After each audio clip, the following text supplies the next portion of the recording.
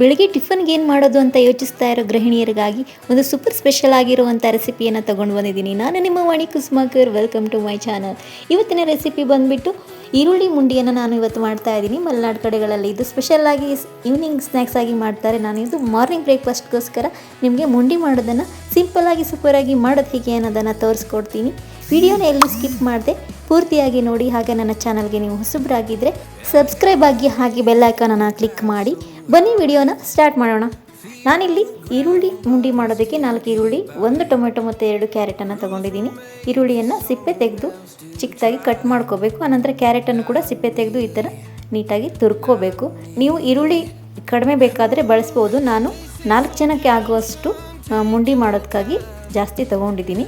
ಟೊಮೆಟೊನ ನೋಡಿ ಈ ಥರ ಇದನ್ನು ತೆಗೆದುಬಿಟ್ಟು ಆನಂತರ ಚಿಕ್ಕದಾಗಿ ಕಟ್ ಮಾಡ್ಕೋಬೇಕು. ಈಗ ತೆಗಿಬೇಕು. ಈ ಥರ ನಾವು ಬೆಳಗ್ಗೆ ಟಿಫನ್ಗೆ ಏನು ಮಾಡೋದು ಅಂತ ಮೊದಲೇ ಪ್ಲ್ಯಾನ್ ಮಾಡ್ಕೊಳ್ಳದೆ ಇದ್ದವಾಗ ಈ ರೆಸಿಪಿಯನ್ನು ಟ್ರೈ ಮಾಡ್ಬೋದು. ಯಾಕಂದರೆ ಕೆಲವೊಮ್ಮೆ ದೋಸೆ ಅಥವಾ ಇಡ್ಲಿಗೆ ಮೊದಲೇ ಹಿಟ್ಟನ್ನು ನೆನೆ ಹಾಕಿರೋದಿಲ್ಲ. ಅಂಥ ಸಂದರ್ಭದಲ್ಲಿ ನಮಗೆ ಬೆಳಗ್ಗೆ ಏನು ತಿಂಡಿ ಮಾಡಬೇಕು ಅನ್ನೋ ಚಿಂತೆ ಇದ್ದಾಗ ಈ ಮುಂಡಿ ಮಾಡ್ಕೊಳ್ಳೋಕ್ಕೆ ಈಸಿ ಆಗುತ್ತೆ. ಯಾಕಂದರೆ ಇದು ತುಂಬ ಬೇಗ ಆಗುತ್ತೆ. ನೋಡಿ ಈರುಳ್ಳಿನ ಈ ಥರ ಚಿಕ್ಕದಾಗಿ ನಾನು ಕಟ್ ಮಾಡ್ಕೊತಾ ಇದ್ದೀನಿ. ಈರುಳ್ಳಿ ಚಿಕ್ಕದಾಗಿ ಕಟ್ ಮಾಡಿಕೊಂಡ್ರೆ ಅದು ಬೇಯೋದು ತುಂಬ ಬೇಗ ಬೇಯುತ್ತೆ. ನೋಡಿ ರೆಡಿ ಮಾಡ್ಕೊಂಡಿದ್ದೀನಿ. ಈ ಥರ ಕೊತ್ತಂಬರಿ ಸೊಪ್ಪನ್ನು ಕೂಡ ಸ್ವಲ್ಪ ಕಟ್ ಮಾಡಿ ಇಟ್ಕೊಂಡಿದ್ದೀನಿ. ಆ ನಂತರದಲ್ಲಿ ನಾವು ಒಂದು ಸ್ಟವನ್ನು ಆನ್ ಮಾಡಿಕೊಂಡು ಒಂದು ಪಾತ್ರೆಯನ್ನು ಇಟ್ಟು ಇದಕ್ಕೆ ಸ್ವಲ್ಪ ಎಣ್ಣೆಯನ್ನು ನಾನು ಹಾಕ್ತಾಯಿದ್ದೀನಿ. 3ರಿಂದ 4 ಸ್ಪೂನಷ್ಟು ಎಣ್ಣೆಯನ್ನು ಹಾಕ್ತಾಯಿದ್ದೀನಿ. ಎಣ್ಣೆ ಹಾಕಿದ ನಂತರ ನಾನು ಇದಕ್ಕೆ 2 ಸ್ಪೂನಷ್ಟು ಜೀರಿಗೆಯನ್ನು ಸೇರಿಸ್ತಾ ಇದ್ದೀನಿ. ನೋಡಿ ಜೀರಿಗೆ ಹಾಕಿದ್ದೀನಿ. ಜೀರಿಗೆ ಹಾಕಿದ ನಂತರದಲ್ಲಿ ಹೆಚ್ಕೊಂಡಿರುವಂತಹ ಈರುಳ್ಳಿಯನ್ನು ಹಾಕಬೇಕು. ಈರುಳ್ಳಿ ಹಾಕಿದ ನಂತರ ಈರುಳ್ಳಿ ಸ್ವಲ್ಪ ಫ್ರೈ ಆದ ನಂತರದಲ್ಲಿ ನಾವು ಇದಕ್ಕೆ ಕ್ಯಾರೆಟ್ ಮತ್ತು ಟೊಮೆಟೊವನ್ನು ಸೇರಿಸ್ಕೋಬೇಕಾಗುತ್ತೆ. ಇದನ್ನ ಚೆನ್ನಾಗಿ ಹುರ್ಕೋಬೇಕು. ಎಣ್ಣೆಯಲ್ಲಿ ಚೆನ್ನಾಗಿ ಹುರಿದ್ರೆ ಮಾತ್ರ ಮುಂಡಿ ಬೇಯೋಕ್ಕೆ ಈಸಿ ಆಗುತ್ತೆ. ಕೆಲವರು ಹಾಗೆ ಕೂಡ ಹಾಕ್ತಾರೆ, ಹುರಿದೇನೆ ಹಸಿದಾಗಿಯೇ ಮುಂಡಿಗೆ ಹಾಕ್ಕೊತಾರೆ. ಆದರೆ ಅದು ಬೆಂದ ಮೇಲೆ ಅಷ್ಟು ಈರುಳ್ಳಿ ಎಲ್ಲ ಚೆನ್ನಾಗಿ ಬೆಂದಿರಲ್ಲ. ಹಾಗಾಗಿ ಈ ಥರ ಮೊದಲೇ ತರಕಾರಿಗಳನ್ನೆಲ್ಲ ನಾವು ಫ್ರೈ ಮಾಡ್ಕೊಳ್ಳೋದ್ರಿಂದ ಟೇಸ್ಟ್ ಕೂಡ ಚೆನ್ನಾಗಿ ಬರುತ್ತೆ. ನೋಡಿ ಇಷ್ಟು ಹುರಿದ್ರೆ ಸಾಕು. ಇದು ಸ್ವಲ್ಪ ಹುರಿದಾದ ನಂತರದಲ್ಲಿ ನಾವು ಇದಕ್ಕೆ ಅರಿಶಿನ ಪುಡಿಯನ್ನು 1 ಸ್ಪೂನಷ್ಟು ಹಾಕ್ತಾಯಿದ್ದೀನಿ. ಆನಂತರ ರುಚಿಗೆ ಬೇಕಾದಷ್ಟು ಉಪ್ಪನ್ನು ಸೇರಿಸ್ತಾ ಇದ್ದೀನಿ. ಉಪ್ಪನ್ನು ಸೇರಿಸಿ ಎಲ್ಲ ಚೆನ್ನಾಗಿ ಮಿಕ್ಸ್ ಮಾಡಿ ಆನಂತರದಲ್ಲಿ 1 ಸ್ಪೂನಷ್ಟು ಖಾರದ ಪುಡಿಯನ್ನು ಹಾಕ್ತಾಯಿದ್ದೀನಿ. ಖಾರ ಜಾಸ್ತಿ ಹಾಕಬೇಡಿ, ಚೆನ್ನಾಗಾಗೋದಿಲ್ಲ. ಹಾಗಾಗಿ ಕೊನೆಯಲ್ಲಿ ನಾನಿಲ್ಲಿ ಕೊತ್ತಂಬರಿ ಸೊಪ್ಪನ್ನು ಸೇರಿಸ್ತಾ ಇದ್ದೀನಿ. ಕೊತ್ತಂಬರಿ ಸೊಪ್ಪನ್ನು ಸೇರಿಸಿ ಎಲ್ಲ ಚೆನ್ನಾಗಿ ಮಿಕ್ಸ್ ಮಾಡಿ ಇದನ್ನು ಸ್ವಲ್ಪ ಬಿಸಿ ತಣ್ಣಗಾಗೋ ತನಕ ಇಟ್ಕೋಬೇಕು. ಸ್ವಲ್ಪ ತಣ್ಣಗಾದ ನಂತರದಲ್ಲಿ ನಾನು ಇದಕ್ಕೆ ಅಕ್ಕಿ ಹಿಟ್ಟನ್ನು ಸೇರಿಸ್ತಾ ಇದ್ದೀನಿ. ಅಕ್ಕಿ ಹಿಟ್ಟು 2 ಬೌಲಷ್ಟು ನಾನು ತೊಗೊಂಡಿದ್ದೀನಿ. ನೀವು ಎಷ್ಟು ಜನರಿಗೆ ಮಾಡ್ಕೊತೀರಾ ಅನ್ನೋದ್ರ ಮೇಲೆ ಎಷ್ಟು ಬೇಕು ಅನ್ನೋದನ್ನು ನೋಡಿ ತಗೊಳ್ಳಿ.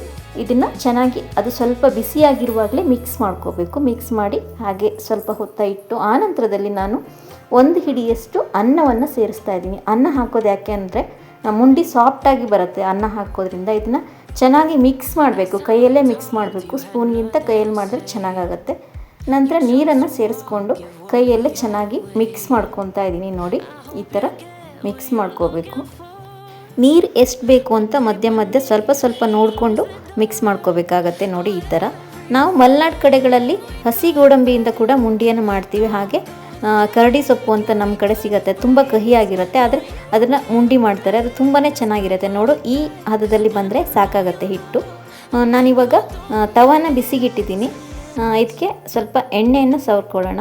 ನೀವು ಎಣ್ಣೆ ಬದಲು ತುಪ್ಪ ಅಥವಾ ಬೆಣ್ಣೆಯನ್ನು ಬಳಸ್ಬೋದು, ಚೆನ್ನಾಗಿರುತ್ತೆ. ನಾನು ಇಲ್ಲಿ ಎಣ್ಣೆನ ಸವರ್ಕೊಂಡು ಆನಂತರ ಮಾಡ್ಕೊಂಡಿರೋ ಮುಂಡಿ ಹಿಟ್ಟನ್ನು ನೋಡಿ ಈ ಥರ ಹಾಕ್ಕೋಬೇಕು.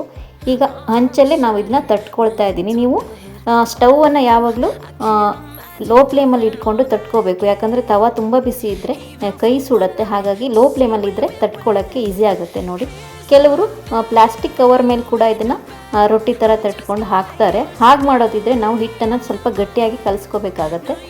ಹೀಗೆ ನಾವು ಹಂಚ ಮೇಲೆ ತಟ್ಕೊಳ್ತೀವಿ ಅನ್ನೋಗಿದ್ರೆ ಇವಾಗ ನಾ ಮಾಡ್ಕೊಂಡಿರೋವಂಥ ಹದದಲ್ಲಿ ಹಿಟ್ಟನ್ನು ರೆಡಿ ಮಾಡಿಕೊಂಡ್ರೆ ಸಾಕಾಗುತ್ತೆ. ಮೇಲೆ ಸ್ವಲ್ಪ ಎಣ್ಣೆನ ಹಾಕಿ ನಾನು ಸ್ವಲ್ಪ ಹೊತ್ತು ಮುಚ್ಚಿಡ್ತಾ ಇದ್ದೀನಿ.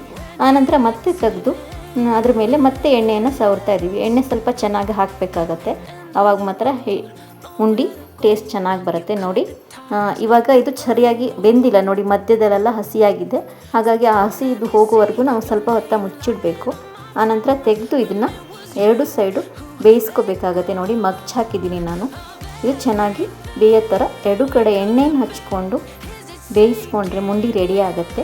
ನೀವು ಇದನ್ನು ಒಮ್ಮೆ ಟಿಫನ್ಗೆ ಟ್ರೈ ಮಾಡಿ ನೋಡಿ ಹೇಗಾಯಿತು ಅಂತ ನನಗೆ ಕಮೆಂಟಲ್ಲಿ ತಿಳಿಸೋದನ್ನು ಮರಿಬೇಡಿ. ಮುಂಡಿ ತುಂಬ ಚೆನ್ನಾಗಾಗುತ್ತೆ, ಹಾಗೆ ಕೂಡ ತಿನ್ಬೋದು. ಇದಕ್ಕೆ ನಾನು ಚಟ್ನಿಯನ್ನು ರೆಡಿ ಮಾಡ್ತಾಯಿದ್ದೀನಿ, ಟೊಮೆಟೊ ಚಟ್ನಿಯನ್ನು. ಬನ್ನಿ ಟೊಮೆಟೊ ಚಟ್ನಿಯನ್ನು ಮಾಡೋಣ. ಇಲ್ಲಿ ನಾನು 2 ಟೊಮೆಟೊನ ಸುಟ್ಟಿಟ್ಕೊಂಡಿದ್ದೀನಿ, ಬೇಯಿಸಿದ್ದಲ್ಲ, ಹಾಗೆ ಸುಟ್ಟಿರೋದು ಗ್ಯಾಸ್ ಸ್ಟವಲ್ಲಿ. ಆನಂತರ 4 ಹಸಿಮೆಣಸಿನ್ಕಾಯಿ, ಸ್ವಲ್ಪ ಕಾಯಿ ತುರಿಯನ್ನು ತಗೊಂಡಿದ್ದೀನಿ. ಎಲ್ಲವನ್ನು ಮಿಕ್ಸಿ ಜಾರ್ಗೆ ಹಾಕಿ ಆನಂತರ ರುಚಿಗೆ ಬೇಕಾದಷ್ಟು ಉಪ್ಪನ್ನು ಸೇರಿಸಿ ಇದನ್ನು ಪೇಸ್ಟ್ ಮಾಡಿಕೊಂಡ್ರೆ ಆಯಿತು. ಟೊಮೆಟೊ ಚಟ್ನಿ ದಿಢೀರ್ನೆ ರೆಡಿ ಆಗುತ್ತೆ. ನೀವು ಬೇಕಿದ್ರೆ ಇದಕ್ಕೆ ಒಗ್ಗರಣೆಯನ್ನು ಕೂಡ ಸೇರಿಸ್ಕೋಬೋದು. ನೋಡಿ, ಮುಂಡಿ ಜೊತೆಗೆ ಟೊಮೆಟೊ ಚಟ್ನಿ ಕೂಡ ರೆಡಿಯಾಗಿದೆ. ಬೆಳಗಿನ ಬ್ರೇಕ್ಫಾಸ್ಟಿಗೆ ಸವಿಯೋದಕ್ಕೆ ಮುಂಡಿ ರೆಡಿ ಇದೆ. ನೀವು ಟೇಸ್ಟ್ ಮಾಡಿ ಹೇಗಾಯಿತು ಅಂತ ಹೇಳಿ ನನಗೆ ಕಮೆಂಟಲ್ಲಿ ತಿಳಿಸಿ. ಬಿಸಿ ಬಿಸಿಯಾಗಿ ರುಚಿಯಾಗಿ ಕ್ರಿಸ್ಪಿಯಾಗಿರೋ ಈ ಮುಂಡಿನ ನೀವು ಬೆಳಗ್ಗೆ ಬ್ರೇಕ್ಫಾಸ್ಟ್ಗೂ ಮಾಡ್ಕೋಬೋದು, ಹಾಗೆ ಈವ್ನಿಂಗ್ ಸ್ನ್ಯಾಕ್ಸ್ ಕೂಡ ಮಾಡ್ಕೋಬೋದು. ಅಲ್ಲದೆ ಡಿನ್ನರ್ಗೂ ನೀವು ತಿಂತೀನಿ ಅನ್ನೋ ಹಾಗಿದ್ರೆ ಡಿನ್ನರ್ ಕೂಡ ಇದನ್ನು ಟ್ರೈ ಮಾಡ್ಬೋದು. ತುಂಬಾ ಚೆನ್ನಾಗಿರುತ್ತೆ. ಬಿಸಿಯಾಗಿ ತಿಂದರೆ ರುಚಿ ಕೂಡ ಹೆಚ್ಚು. ಅದು ಟೊಮೆಟೊ ಚಟ್ನಿ ಜೊತೆಗೆ ಒಳ್ಳೆ ಕಾಂಬಿನೇಷನ್ ಆಗಿರುತ್ತೆ. ಈ ರೆಸಿಪಿ ನಿಮಗೂ ಕೂಡ ಇಷ್ಟ ಆಗಿರುತ್ತೆ ಅಂತ ಭಾವಿಸ್ತೀನಿ. ಇನ್ನೊಂದು ರೆಸಿಪಿಯೊಂದಿಗೆ ಮತ್ತೊಮ್ಮೆ ಬರ್ತೀನಿ. ಅಲ್ಲಿವರೆಗೂ ನೋಡ್ತಾ ಇರಿ Vani Kusumakar YouTube channel. Thank you for watching video. Thank you so much.